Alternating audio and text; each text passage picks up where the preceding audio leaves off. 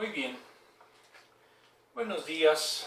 En este domingo 28 de mayo vamos a iniciar nuestra escuela dominical virtual con una oración.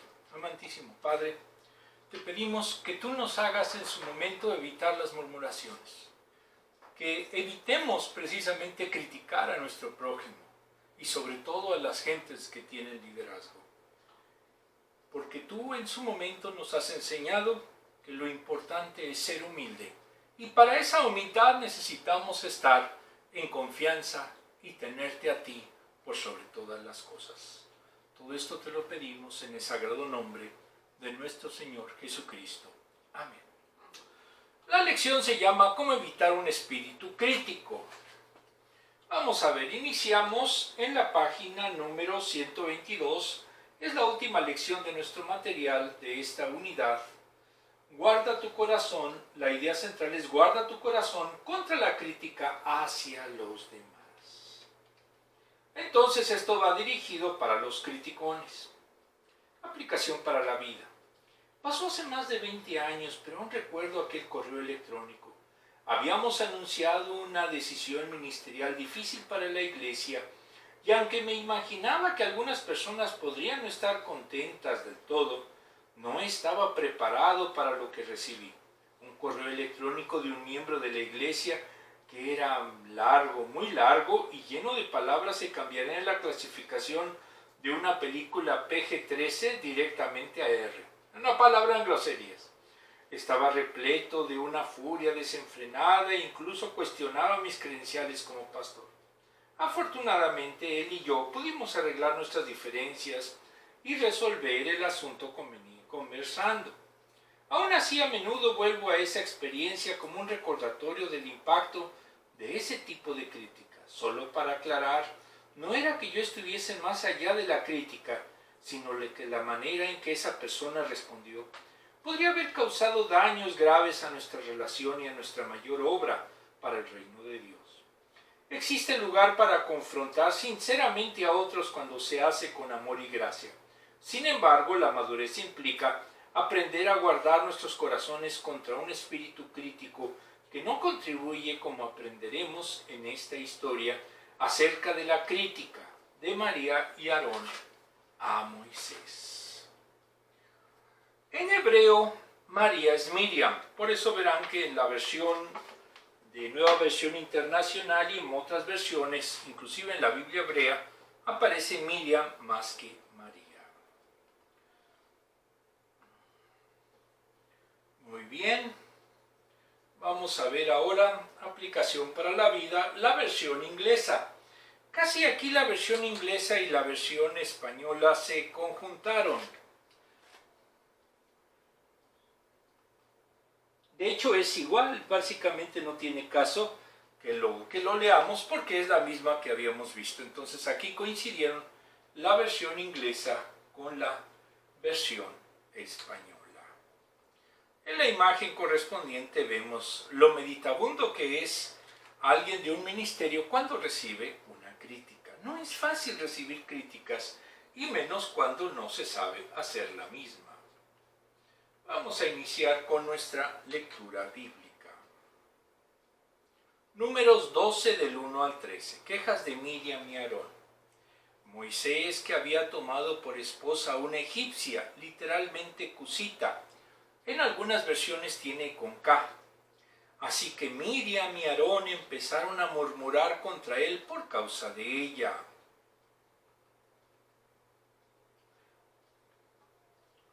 Decían: ¿acaso no ha hablado el Señor con otro que no sea Moisés? ¿No nos ha hablado también a nosotros? El Señor oyó sus murmuraciones.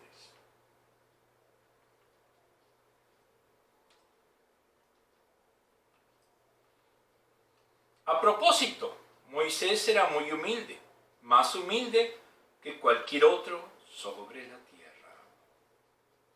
En el post vemos a Moisés recibiendo de Dios las 12 tablas que el mismo Dios escribió en piedra. En el post vemos en una representación, no sabemos si eran María y Aarón y mucho menos Moisés, es una representación simplemente de cómo estaban Moisés y Aarón hablándole en contra de Moisés. En una palabra, estaban chismorreando.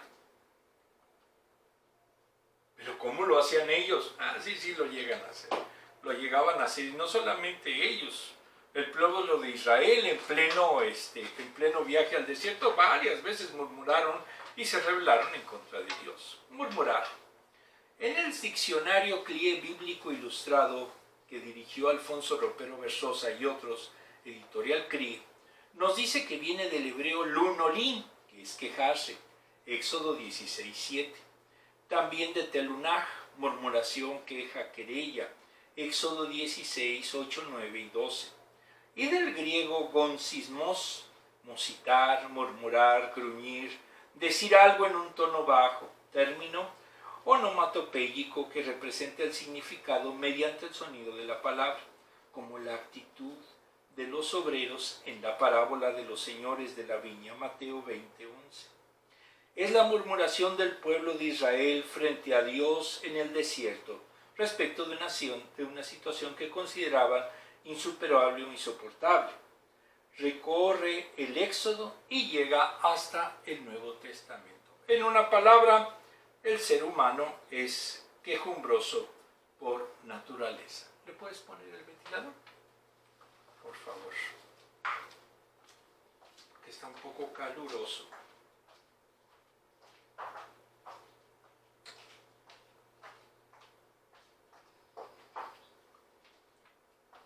Es un vicio que tiene funestas consecuencias, solo detenidas por la oración intercesora de Moisés. Números 11, 33 y 34, 12, 14, 30, 31, 16, 3, 21, 44 al 6, Salmo 78, 30. Hace de una situación objetiva de carácter probatorio para las fuerzas ordinarias del ser humano, pero revela un espíritu desconfiado y descontento que aumenta el malestar y propicia la derrota. Por esta causa los dirigentes y profetas de Israel combaten este defecto moral con un fuerte llamado a confiar en Dios y su providencia. Los libros sapiensales, que son Salmos y Proverbios, la condenaron, por ejemplo, Sabiduría 1:11. Y Pablo la condenó con toda energía respecto de la iglesia, 1 Corintios 10:10. Entonces, no es sano tener espíritu crítico. ¿Qué es espíritu crítico? Murmurar, chismear, en una palabra, tijeretear al líder. Eso sería el famoso espíritu crítico.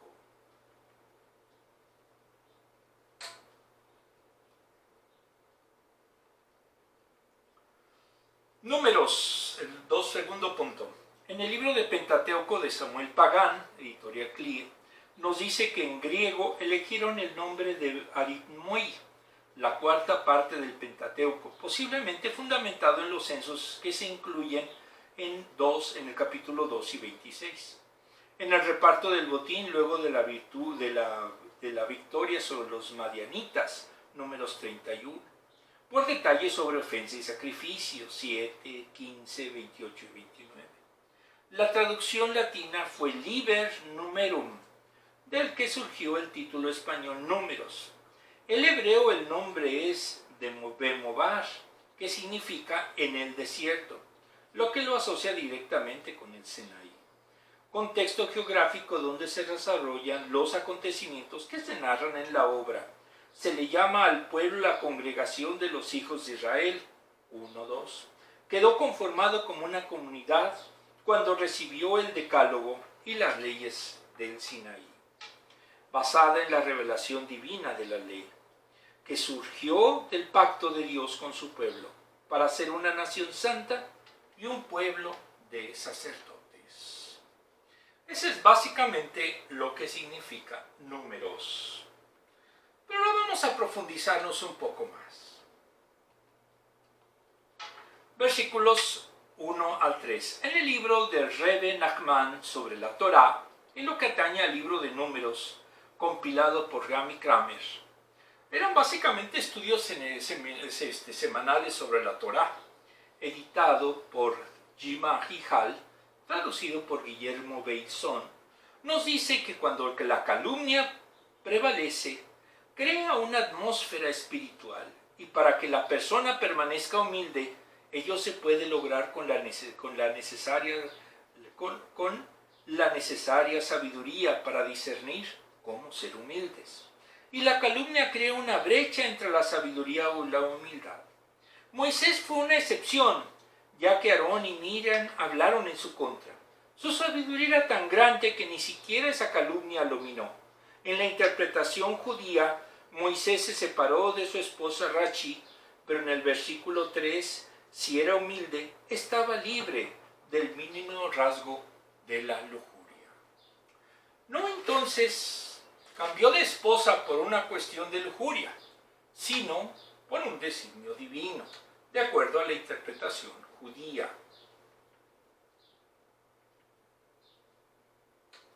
¿Por qué utilizamos una interpretación judía? Porque estamos en un libro sagrado de los judíos, y por lo tanto debemos de ver, y creo que es más correcto, la interpretación y hermenéutica que ellos hacen de este libro. Ser humilde se piensa que es cuando es sumiso frente a los demás, pero eso puede ser adulación o servidumbre. La falsa humildad es una forma de orgullo. De la propia humildad, Moisés era humilde porque reconocía su propia insignificancia, pero también reconocía la importancia del pueblo de Israel. El Rabí Natán dice que para alcanzar la verdadera humildad, la persona debe pedirle a Dios que lo dirija por el sendero correcto. Para lograrlo, tuvo que anular todos sus sentimientos de orgullo y vanidad, pese a que Dios le hablaba es el atributo más grande. Por eso es capaz de escribir que uno es humilde. Él pudo registrar este versículo por su grandeza y aún así mantenerse humilde. Recordemos que el Pentateuco fue escrito por Moisés. Entonces él mismo se escribió que era humilde, más humilde que todos los demás, lo cual para los cabalistas y para los judíos entraña que pese a que en su momento Dios le hablaba, él no tenía ningún orgullo. Desglose ya dijimos que era el resumen de lo que el autor del estudio hace. Entonces, esto es los conceptos de él. Un espíritu crítico y quejumbroso fue característico de Israel en el desierto. El pueblo encontraba motivos para murmurar y sus quejas tenían como objetivo a Moisés. En Números 12, María y Aarón también criticaron a Moisés y eran sus hermanos. María aparece en primer lugar, lo que denota que quizás ella era quien encabezaba la crítica. Recordemos que María y Miriam son lo mismo. La causa fue el matrimonio de Moisés con una mujer cusita, egipcia, posiblemente Séfora, hija de Yetro, Éxodo 2:21, o alguien con quien se casó después de su muerte. Ser cusita significaba que ella venía de lo que es hoy Etiopía, pero Cus se asocia con Madián, Habacuc 3:7, la tierra de donde provenía Séfora. Pero por ese matrimonio menospreciaron a Moisés por causa de su matrimonio, por no ser israelita. Influyó en la crítica de ambos contra Moisés. Esto era una cortina de humo, era en sí una envidia de la posición de Moisés, versículo 2, como líder de Israel. Se sintieron menospreciados, su espíritu crítico se alimentaba más al compararse con su hermano menor. En cierta forma podemos pensar que la esposa de Moisés era morena, y al ser morena, pues ellos en su momento sintieron que no era israelita, y ahí entraron ya en una cuestión inclusive de racismo. No sabemos a ciencia cierta cuál era el motivo de ese enojo.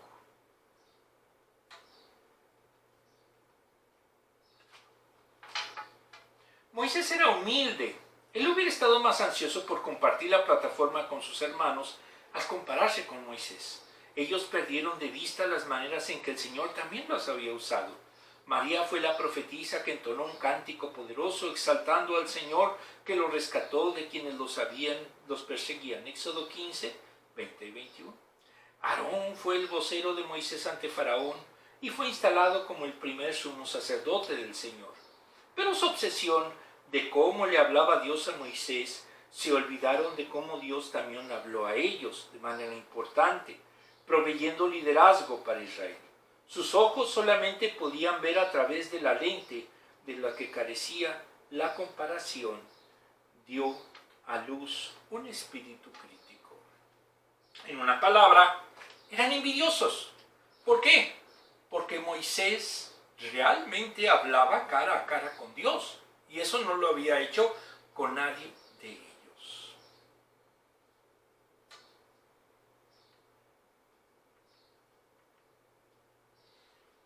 En algunos textos sobre profecía, por eso a Moisés se le cataloga como un punto y aparte. ¿Por qué? Porque era mucho más que un profeta, ya que tenía la posibilidad de estar frente a frente con Dios. Uno de los frutos trágicos de la comparación y la crítica es la ruptura de la comunión que tenía como intención que la compartiésemos, así como lo hizo Caín con Abel.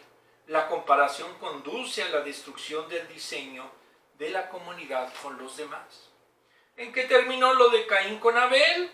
Cuando Caín mata a su hermano. ¿Por qué? Por envidia.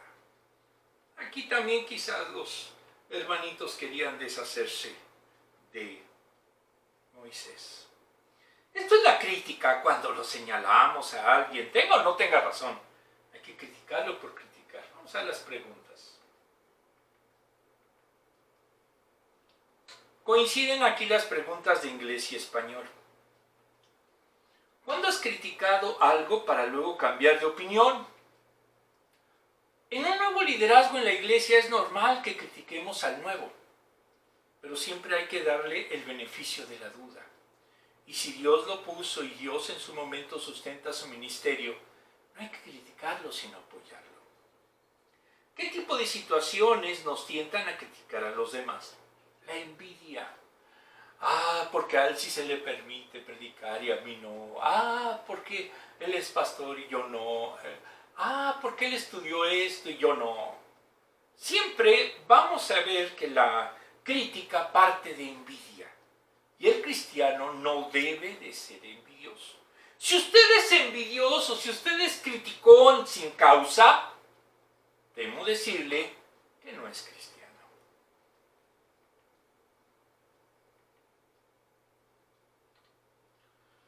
Vamos a continuar con las escrituras. Números 12 del 4 al 9. De pronto el Señor les dijo a Moisés, Aarón y Miriam, salgan los tres de la tienda de reunión, y los tres salieron. En una palabra, se enojó Dios de los chismes, de las críticas. Entonces el Señor descendió en una columna de nube y se detuvo a la entrada de la tienda. Llamó a Aarón y a Miriam, y cuando ambos se acercaron,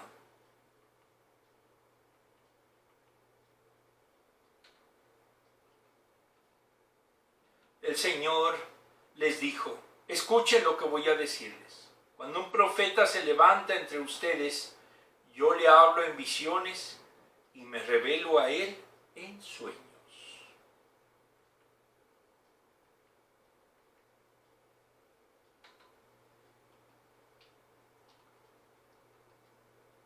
Pero esto no ocurre así con mi siervo Moisés, porque en toda mi casa, él es mi hombre de confianza. En una palabra, les está diciendo que Moisés es más que un profeta. Con él hablo cara a cara, claramente y sin enigmas. Él contempla la imagen del Señor. ¿Cómo se atreven a murmurar contra mi siervo Moisés?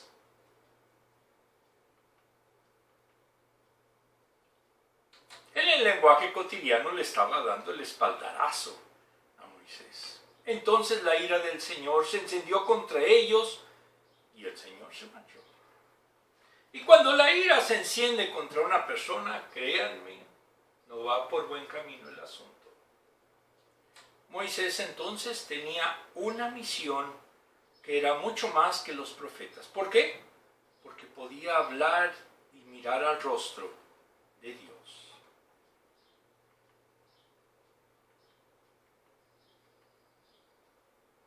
Contexto, versículos 4 a 9. En el libro de Introducción a la Biblia Hebrea de Samuel Pagán, editorial Krieg, se refiere a la lepra que aquejó a Miriam por murmurar contra Moisés 12 del 1 al 16. La murmuración o queja son temas que se repiten con frecuencia en este libro para enfatizar las rebeliones e infidelidades humanas y presentar la misericordia divina. Es una forma solapada de rebelarse a la voluntad divina o incluso de rechazar las decisiones y el liderazgo de Moisés. ¿Murmurar para qué? Para que no se le dé el privilegio de ser el líder a Moisés. En una palabra, ellos querían serlo. Ellos sentían celos precisamente de Moisés. En el versículo 6, en la Biblia de René Nachman, nos dice que hay dos formas de experimentar la profecía. Uno, despertar desde arriba, Dios lo desea. Y dos, despertar desde abajo. La persona es digna de experimentar una revelación divina. La profecía le llegaba en un sueño, pero Moisés siempre se esforzó por ser digno de experimentar inspiración divina. Al ser llamados Miriam y Aarón, pidieron agua porque tenían una impureza temporal y eran indignos de recibir una profecía completa.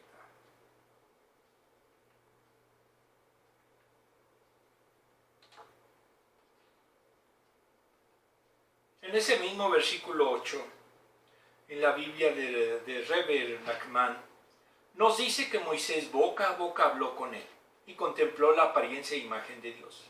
Imagen hace referencia a las cualidades divinas de Dios, tales como compasión, bondad y demás. Se nos revelaron por medio de profetas. También se refiere al movimiento de labios cuando expresamos la representación de las cualidades de Dios con nuestros labios durante la plegaria y cuando aplaudimos. Isaías 57, 19. Por las manos de los profetas podemos contemplar la imagen de Dios. Aquí las manos de los profetas se puede referir a la formulación de los libros sagrados. Nos dan una idea de lo que es Dios.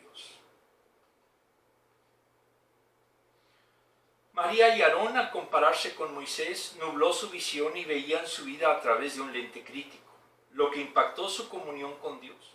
El Señor se airó tanto que llamó a los tres al tabernáculo de reunión. Estaban experimentando lo mismo que cuando se dice, espera que vuelva tu padre o pasa a la oficina del director. En una palabra, les iba a ir como en feria. Iban a saber lo que es la ira divina.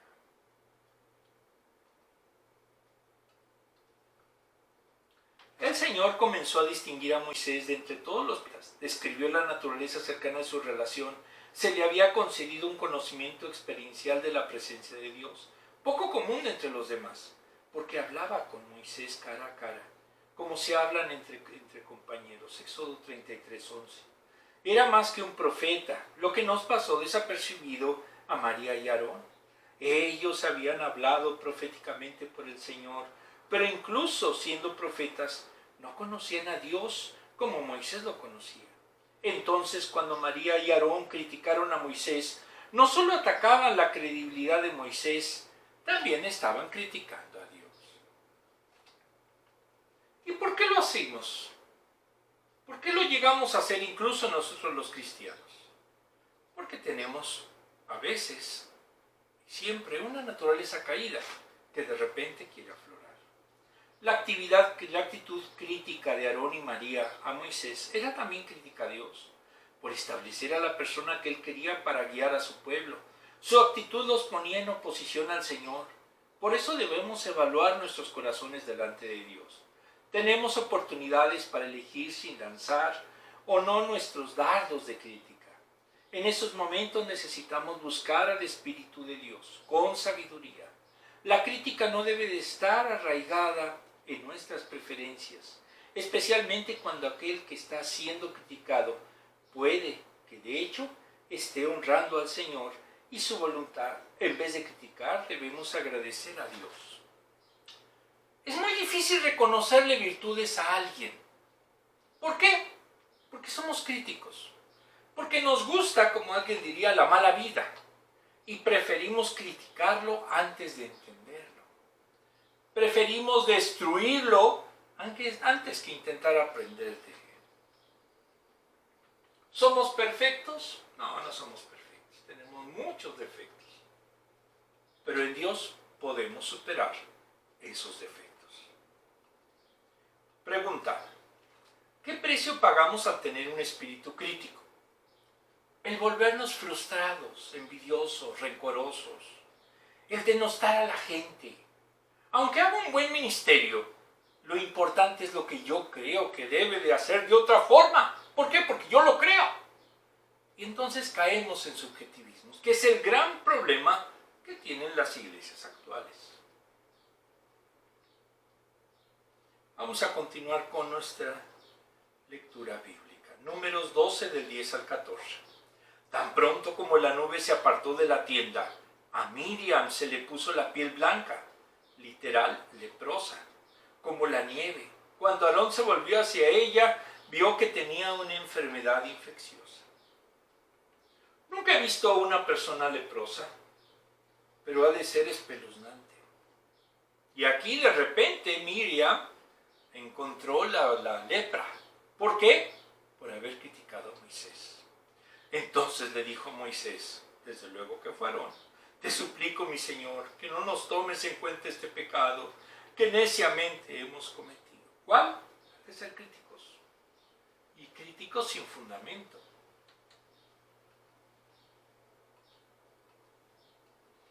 No la dejes como un abortivo que sale del vientre de su madre con el cuerpo medio deshecho. Ha de ser espeluznante tener lepra. En Dios esperemos que nunca la tengamos. Moisés intercede por Miriam. Moisés le rogó al Señor: oh Dios, te ruego que la sanes. Después de que lo criticó Miriam, Moisés ahora sí que no se desmontó en su macho, sino al contrario, le rogó a Dios que la sanara. El Señor le respondió a Moisés: si su padre le hubiera escupido el rostro, ¿no había durado su humillación 7 días? Que se le confine 7 días fuera del campamento, y después de eso será readmitida. En una palabra, será sanada, pero después de 7 días. ¿Para qué? Para que sienta el castigo de lo que hizo. Dios es muy justo. Dios no nos va a decir: tú, si haces algo no va a pasar nada. No. Alguna consecuencia vamos a tener. En una representación gráfica, imaginemos que así le pasó, o así quedó Miriam. ¿Todo por qué? Por racista. Contexto del versículo 13 al 14, 12 al 14. En la Biblia de Rebe Hartman: si un hombre fallece sin dejar hijos, su viuda se casa con su hermano en una ceremonia denominada Ibum, que es el matrimonio de levirato. La Cábala enseña que como resultado de ese matrimonio, el hombre fallecido encarna como el hijo de su anterior esposa y su hermano. Ser reencarnado como el hijo de su anterior esposa es fuerte, de gran sufrimiento para la persona fallecida. Y de no mediar la gran misericordia del cielo, sería casi imposible que el alma de reencarnada pudiera encontrar su alma gemela para casarse. El Talmud dice que entonces, que quizás otro lo preceda. Estos episodios se incluyen cuando Miriam fue leprosa por haber calumniado a su hermano Moisés. Entonces vemos la simbología de lo que entrañaba esa lepra. De acuerdo, insisto, al pensamiento judío cabalístico.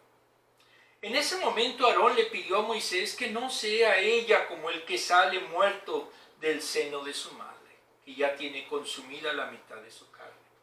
Esa frase hace referencia al matrimonio de liberato, el cual el marido fallecido nace de su anterior esposa, que carece de una pareja. El esposo y la esposa son partes de un mismo cuerpo. Ahora, en que su esposa es su madre, esa mitad de su carne ha sido consumida.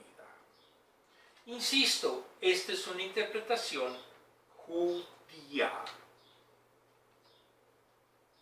Pero si estamos en un libro sagrado judío, bueno, pues hay que entender por qué.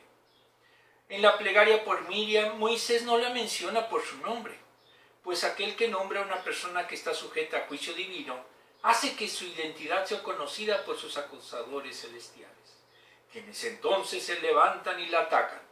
Era costumbre orar por una persona diciendo su nombre junto con el nombre de su madre, por ejemplo, Miriam, hija de Jochebed. Moisés oró así de una forma oculta, incluso, por favor, cúrala. Tiene el mismo valor numérico que Miriam. En la Cábala se utilizan el número de las letras, o a cada letra se le asigna un número, y entonces, por favor, cúrala, tiene la misma numerología que Miriam. Entonces, ocultamente Moisés le está pidiendo por Miriam. Hay dos grados de compasión divina. La simple, enraizada en el nivel espiritual, se llama Reisin Anpin. Y la compasión abundante, en el nivel espiritual superior, denominada Atik. Por los pecados requerimos de la compasión abundante de Dios, la cual es mucho más difícil de alcanzar. El hombre debe orar para obtener la compasión simple de Dios, para que ascienda de ser necesaria a la compasión abundante de Dios y se satisfaga nuestros pedidos. La primera se obtiene por el estudio de la Torá, el cual le da la conciencia de Dios y con eso el despertar de la compasión abundante. Insisto, esto es la teología judía, pero interesante de conocer. Desglose. Las cosas no lucían bien, especialmente para Miriam. Su piel se tornó blanca, ya que la crítica fue porque la piel de la esposa de Moisés era oscura. Aarón se humilló y suplicó a quien antes había criticado, sabiendo la relación que Moisés tenía con el Señor. Moisés mostró humildad al rogar por su sanidad, en nombre de quienes antes lo había criticado. Dios contestó su oración y sanó a María. María pecó, pero experimentó un Dios de misericordia, quien la recibió en casa, restableció su carne y se reconcilió sus relaciones que estaban siendo desgarradas por esta víbora que es la crítica. ¿Tuvo compasión Dios de Miriam? Sí, pero la dejó 7 días con enfermedad, lo que demuestra que es un Dios justo. Y les aseguro que jamás volvió Miriam a criticar a Moisés. El legado de María podía haber sido uno de quienes, por medio de críticas a Moisés, trató de avivar una rebelión. Sin embargo, no fue recordada por su espíritu crítico, sino por su rol de liderazgo, como lo atestigua Miqueas 6:4. Incluso después de lo que hizo, el legado de María fue de liderazgo en la misión de Dios de rescatar a su pueblo de la esclavitud. Se arrepintió a tiempo, pero muchos no se arrepienten y entonces Dios los castiga, como en este caso a Miriam. La historia de María nos da esperanza cuando confesamos nuestros pecados. Siempre hay buenas noticias que nos dan bienvenida a casa. La buena noticia es que tenemos un Salvador cuya carne fue molida para que nosotros pudiéramos ser sanados. Somos llevados a Cristo y a su comunidad, la familia de la fe. Por eso, no hagan un espíritu crítico. Vamos a ver como corolario, como en la última cita que me pareció muy interesante. No hay señal más segura de estar apartándonos y cayéndonos de la gracia que una disposición creciente a encontrar fallas, errores y debilidad. J.C. Ryle. En una palabra, cuando usted empieza a ser más criticón que de costumbre, significa que está cayendo de la gracia y que Dios puede incluso castigarlo.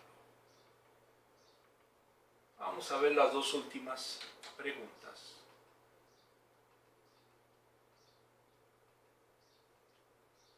¿Qué puedes apreciar del consejo del Señor a Moisés con respecto a María?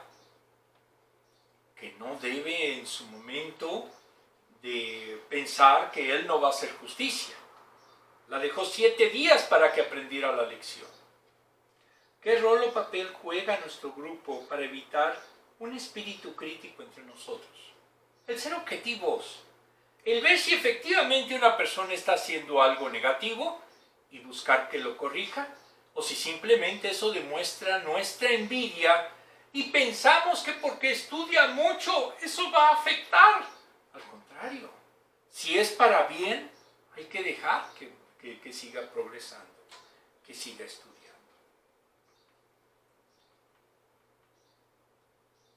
Por último, todos, vamos a leer este versículo.